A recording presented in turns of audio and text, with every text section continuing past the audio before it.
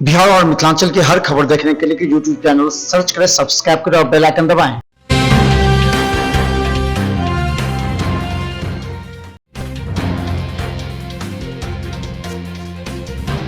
दिल्ली के मुख्यमंत्री अरविंद केजरीवाल ने महत्वपूर्ण देश सम्मेलन को संबोधित किया। प्रस्तुत दिल्ली के मुख्यमंत्री अरविंद केजरीवाल द्वारा पत्रकार सम्मेलन के दौरान संबोधन की गई बातें। लेकिन यमुना बहुत गंदी हो रही है, अंदर गंदे नाले सारे दिल्ली के यमुना के अंदर गिरते हैं। यमुना का पानी बहुत गंदा है। सभी दिल्लीवासी चाहते हैं, दिल्लीवासी क्यों सभी देशवासी चाहते हैं कि दिल्ली से गुजरते वक्त यमुना साफ रहनी चाहिए, यमुना साफ होनी चाहिए। 70 साल लगे यमुना को इतना गंदा होने में। ये 70 साल का जो खराब किया हुआ सारा काम है, ये 2 दिन में तो ठीक नहीं हो सकता। तो मैंने इस वाले चुनाव में, जब दिल्ली का चुनाव लड़ा था, मैंने प्रॉमिस किया था दिल्ली वालों को कि अगले चुनाव तक मैं यमुना को साफ कर दूंगा, और अगले चुनाव के पहले मैं भी यमुना में डुबकी लगाऊंगा और आप सब लोगों को यमुना के साफ पानी में डुबकी लगवाऊंगा। यमुना को साफ करने के लिए हम लोगों ने पूरा जोर शोर के साथ युद्ध स्तर के ऊपर काम शुरू कर दिया है।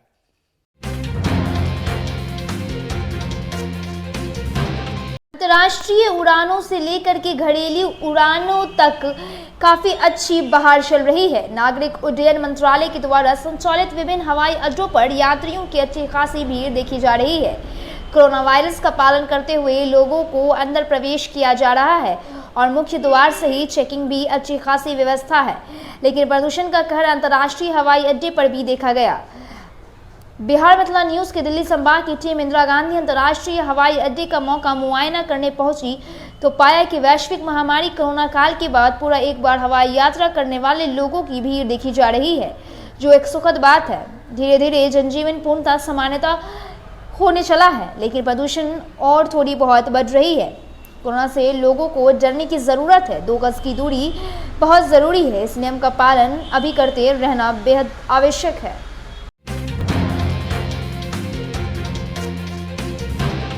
सिख धर्म में गुरु नानक जयंती बहुत बड़ा त्योहार है। हिंदू धर्म में दीपावली की तरह ही सिख धर्म में गुरु नानक जयंती मनाई जाती है। गुरु नानक जयंती के गुरु पर्व प्रकाश पर्व गुरु पूरब भी कहा जाता है। इस दिन सिखों के पहले गुरु नानक देव जी का जन्म हुआ था। प्रकाश पर्व हर साल कार्तिक मास की पूर्णिमा तिथि के दिन गुरु नानक जयंती मनाई जाती है। गुरु नानक देव जी ने ही सिख धर्म की स्थापना की थी। इस दिन सिख समुदाय के लिए लोग सुबह प्रभात फेरी निकालते हैं, गुरुद्वारे जाकर मत्था टेकते हैं, वाहे गुरु का जाप करते हैं और भजन कीर्तन करते हैं। गुरु नानक देव की जयंती के मौके पर चारों ओर दीप जलाकर रोशनी की जाती है। धार्मिक मान्यता के अनुसार गुरु नानक ने समाज में बढ़ रहे कुरीतियों और बुराइयों को दूर करने का काम किया था। साथ ही लोगों के जीवन में प्रकाश भरने का काम कर उन्हें बुराइयों और कुरीतियों को त्याग करके नई राह दिखाई थी। इसके लिए नानक देव जी ने दूर दूर तक यात्राएं की और पारिवारिक सुख का त्याग कर दिया।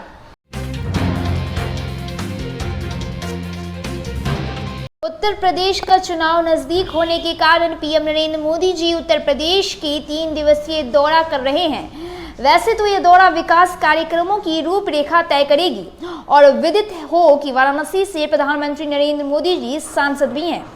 इस नाते भी उनका उत्तर प्रदेश से गहरा नाता है।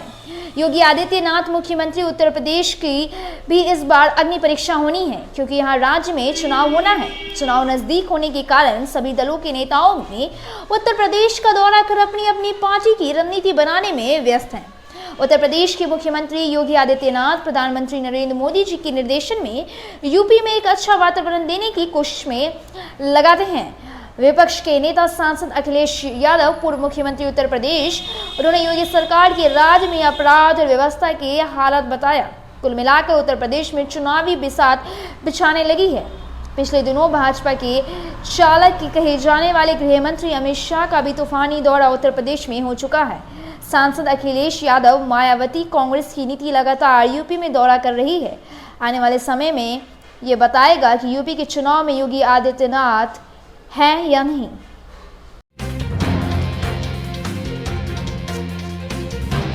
राष्ट्रीय राजधानी दिल्ली के अलीपुर गांव में सड़क पर नीलगाय को एक वाहन ने ठोकर मारकर घायल कर दिया।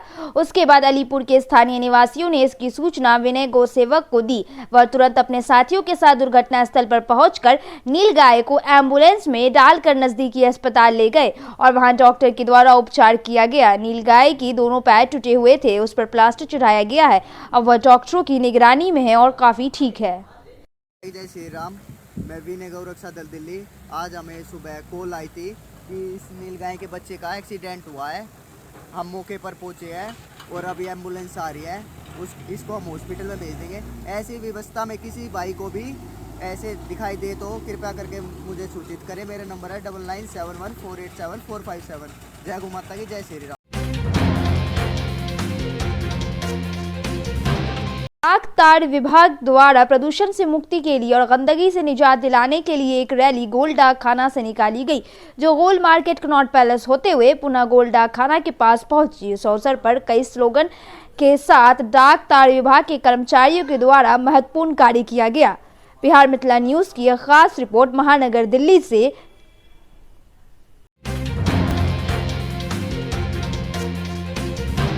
तमिल एक्टर और डायरेक्टर आर.एन.आर. मनोहर की खराब स्वास्थ्य की वजह से बुधवार को 17 नवंबर को निधन हो गया।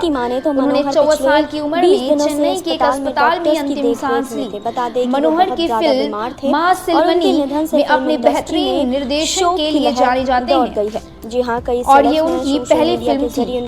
फिल्म में नकुल और सुनैना मुख्य भूमिका में थे। आर.एन.आर. मनोहर आर स्टार टेडी में आखिरी बार नजर आए थे, जिसमें उन्होंने सायशा के पिता की भूमिका निभाई थी। मीडिया रिपोर्ट्स के अनुसार कोरोना वायरस से वो पीड़ित थे और पिछले 20 दिनों से एक निजी अस्पताल में उनका इलाज हो रहा था। सुबह 8:30 बजे उनका निधन हो गया।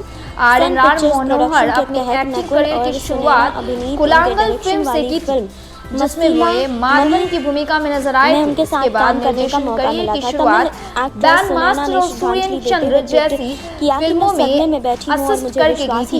2009 में मासिलमनी के जरिए उन्होंने निर्देशन में डेब्यू किया था, जिसे खूब सराहाया गया था। इसके बाद उन्होंने दूसरा निर्देशन 2011 में विल्लोर मावट्टम में किया था, जो निंदा और पूर्णा की मुख्य भूमिका वाली एक पुलिस की ड्रामा थी। मनोहर कल्ला झगड़, सुट्टा पजम या वीरम जैसी कई फिल्मों में कैमियो भूमिका में नजर आए।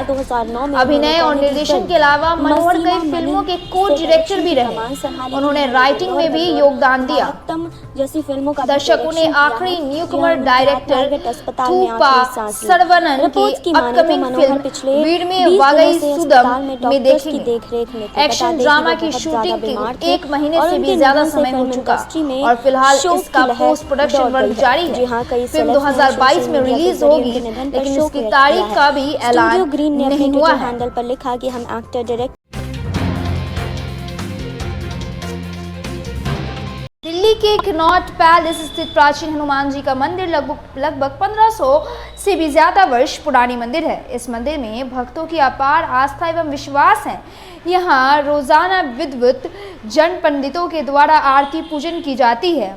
मंगलवार को यहाँ भक्तों की सर्वाधिक भीड़ देखी जाती है। कहा जाता है कि यह मंदिर पांडवकालीन है। तालीक पुलिस थाने की ठीक बगल में इस मंदिर में भक्तों के द्वारा मंगलवार, शनिवार और अन्य दिनों में भी भंडारे का आयोजन किया जाता है।